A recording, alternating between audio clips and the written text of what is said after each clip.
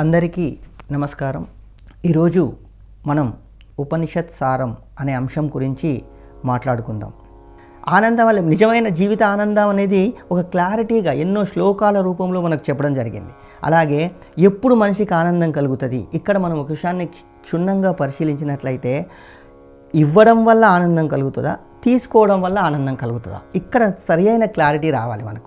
వాస్తవానికి ఒక వ్యక్తికి ఏదైనా మనం ఆశించినప్పుడు దాన్ని మనం పొందడం వల్ల ఆనందం వస్తుంది. సరే, అది అయిపోయాక మళ్ళీ ఆనందం పోతుంది. అది కానీ ఇవ్వడం వల్ల ఆనందం ఖచ్చితంగా అది ఎప్పటికీ కలకాలం ఉండిపోతుంది. అందుకే ప్రతి ఒక్కరికి కూడా మనం ఇవ్వడం నేర్పాలి. మనకున్నంతలో చేతనైనంతలో ఇతరులకు సహాయం చేయడం నేర్పాలి. సమాజాన్ని కేవలం మన కుటుంబాన్ని ఫస్ట్ మనం అనుకుంటాం, ఓకే సంతోషం, మన కుటుంబం ఓకే సంతోషం. దాని తర్వాత కూడా మనకు వచ్చినటువంటి అవకాశాలను కేవలం మళ్ళీ మనమే లాగుపడాలి, మనమే సంపాదించుకోవాలి, మనమే బిల్డింగ్లు కట్టుకోవాలి. ఇలా ప్రతి ఒక్కటి కూడా మనం అనుకుంటూ పోతే ఏ దశలో కూడా మనిషి సంతోషాన్ని పొందలేడు. అందుకే ఇవ్వడం వల్ల మనం ఒకటి ఇస్తే ఆ భగవంతుడు ఆటోమేటిక్గా మనకు రెండంతలు ఇస్తారన్న విషయాన్ని ఎవరైతే తెలుసుకుంటారో వాళ్ళు ఇవ్వడంలోని ఆనందాన్ని తెలుసుకుంటారు. రెండవది, ఎప్పుడు మనిషికి ఆనందం కలుగుతుంది? మనకు బ్రహ్మవల్లిలో చెప్పిన సూత్రాల సారాంశం ఇదే. ఎప్పుడంటే మనం త్యాగం చేసే గుణం ఉండాలి. ఎప్పుడైతే మనం త్యాగం చేస్తుంటామో మన ఆనందం పెరిగిపోతుంటుంది. అదంత ఈజీగా కాదు, కానీ ఆ త్యాగ గుణం ఖచ్చితంగా మనం అలవర్చుకోవాలి. ఇవ్వడం మనం అలవర్చుకోవాలి. రెండవది దయ. ప్రతి మనిషికి కూడా దయ ఉండాలి. ఆ దయ ఉన్నట్లయితే సాటి మానవుల పట్ల, ఇతర జంతుజాలాల పట్ల, సమాజం పట్ల ఖచ్చితంగా దయాగుణాన్ని మనం కలిగి ఉండాలి. అప్పుడు మన ఆనందం మనకు రెట్టింపు అవుతుంది. అలాగే త్యాగం, దయ, ఇక అన్నిటికంటే గొప్ప అంశం ఏంటంటే క్షమించడం. చాలా కుటుంబాలలో చాలా గొడవలకు కారణం ఏంటంటే సరి అయిన అవగాహన లేకపోవడం. ఈ ఉపనిషత్ సారంలోని మన ఆనందవల్లి బ్రహ్మవల్లిలో చెప్పిన అంశాలను మనం తూచా తప్పకుండా పాటించినట్లయితే మన జీవితం ఖచ్చితంగా ఆనందమయం అవుతుంది. ఎందుకు క్షమించాలి అని ప్రతి ఒక్కరు క్వశ్చన్ వేసుకుంటారు. మరి క్షమించకపోతే వ్యవస్థ ఎక్కడి నుంచి నడుస్తుంది? వాళ్ళు తెలుసో తెలియకో తప్పు చేశారు, నీకు జ్ఞానం ఉంది, మరి వాళ్ళ తప్పును నువ్వు క్షమించినట్లయితే నీ జ్ఞానం ఇంప్రూవ్ అవుతుంది, నువ్వు ఒక గొప్పవాడి అయిపోతావు. అక్కడ ఇవ్వడంలో ఆనందం ఉంది, త్యాగంలో ఆనందం ఉంది. అలాగే మనం ఇక్కడ క్షమించడంలో కూడా ఆనందం ఉంది. ఈ క్షమ ఎప్పుడైతే మనకు అలవాటు అవుతుందో ఖచ్చితంగా మనం ఉన్నతవంతులం అవుతాం. అంటే మనం బేసికల్గా ప్రతి దాంట్లో కూడా మనం హై స్టేజ్లో ఉండాలని కోరుకుంటాం కదా. దీనివల్ల వచ్చిన ఆనందం, దీనివల్ల వచ్చినటువంటి కీర్తి ప్రతిష్టలు కేవలం మనం డబ్బు సంపాదించడం వల్ల రావు.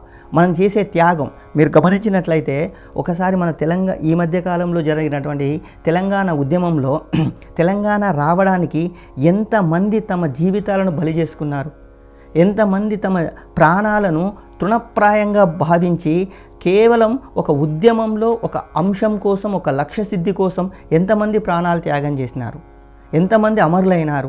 మరి ఈరోజు మనం అనుకుంటాం కావచ్చు, ఇప్పుడున్నటువంటి మంత్రులను, ఇప్పుడున్నటువంటి ముఖ్యమంత్రులను మనం గుర్తుపెట్టుకుంటాం కావచ్చు, రేపు పొద్దున మర్చిపోతాం. కానీ నిజంగా త్యాగం చేసిన వాళ్ళని మాత్రం ఎల్లకాలం మనం మర్చిపోం. అది ఇప్పటికి కూడా ఎంతోమంది గొప్ప గొప్ప త్యాగధనులు మనకు గుర్తుకొస్తారు. చరిత్ర పరిశీలించినట్లయితే పురాణాలలో, ఇతిహాసాలలో మనందరికీ కూడా తెలియని చాలా అంశాలు ఉన్నాయి. ఆ అవన్నీ రాను మరుగున పడిపోతున్నాయి. వాటి గురించి కనీసం చెప్పేవాళ్ళు కరువవుతున్నారు. కాబట్టి ఖచ్చితంగా మనం ఏం చేయాలి? త్యాగధనుల యొక్క చరిత్రలు తెలుసుకోవాలి. మనం కూడా త్యాగధనులుగా మారాలి. అప్పుడు మాత్రమే మనం ఉన్నత స్థాయికి పోతాం. ఈ కీర్తి ప్రతిష్టలు అనేది తాత్కాలికం. దయ, క్షమ, దానం, ధర్మం, దీంతో పాటు వచ్చిన కీర్తి ప్రతిష్టలు మనం తీసుకున్నట్లయితే అవి మనిషిని ఎంతో ఉన్నత స్థానానికి తీసుకెళ్తాయి. కాబట్టి త్యాగంలో ఉన్న గొప్పదనాన్ని ఎవరు చెప్పాలి?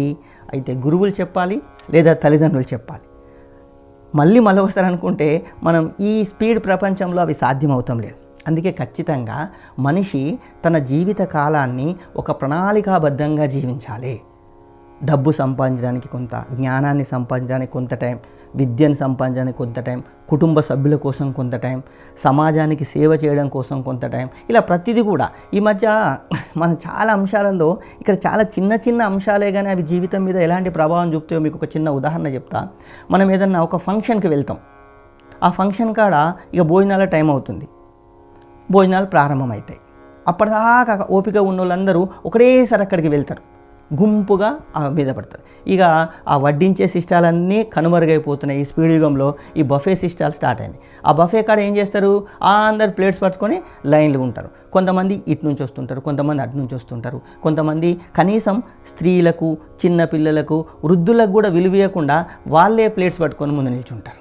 మరి ఇక్కడ ఇందులో భోజనానికి లేని వాళ్ళు ఎవరున్నారు, భోజనం తినని వాళ్ళు ఎవరున్నారు అంటే వాళ్ళు చెప్పే ఆన్సర్ ఎట్లుంటుందంటే, మాకు టైం లేదు, మేము తొందరగా పోవాలి, అందుకని మాకు పెద్దవాళ్ళకి గౌరవం ఇవ్వాలని తెలుసు కానీ మేము ఇవ్వలేకపోతున్నాం. ఇది కరెక్ట్ కాదు.